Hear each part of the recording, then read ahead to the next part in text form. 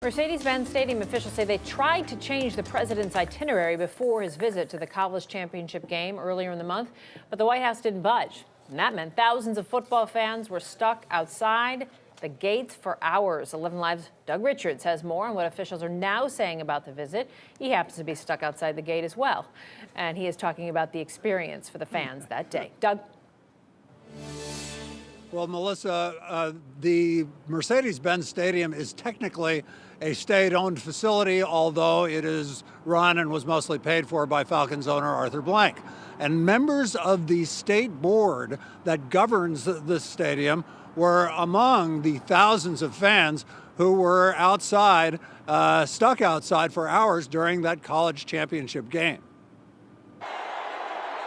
When President Donald Trump announced his desire to attend the college championship game at Mercedes-Benz Stadium, it became a logistical and security challenge for the folks running the venue. The reality is the president came, the Secret Service took over the security measures, and it was really out of our hands. The stadium organization and the Falcons team tried to communicate with the White House to say maybe you can come after the kickoff.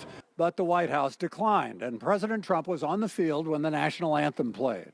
To make that happen, the stadium had to close one of the 4 entrances, diverting some 16,000 fans to the other 3 gates. And because of Trump's presence, the Secret Service and federal TSA agents handled security instead of the private contractors who do it during most events. Many of those stuck outside before the game were members of the World Congress Center board. I think for almost anybody who was in the line, it was the worst athletic experience that they had ever had. Brian Robinson is one of them. He says once he got in, the experience was great. The security experience was not. The security that normally works the stadium was told to leave, and all new people were brought in. The feds didn't bring in enough magnetometers. It was airport security level, so even the smallest thing, you're setting it off. There was 30 to 40 seconds taken for each person going in.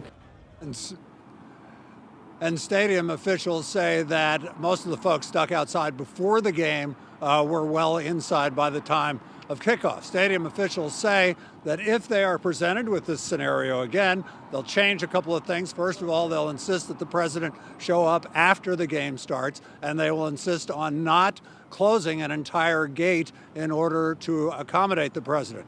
The stadium is also doing some capital improvements. They're adding 3 doors so that people can get out of the stadium easier. They're also adding an additional overhead door, which they say will also help egress as this stadium matures and holds more venues.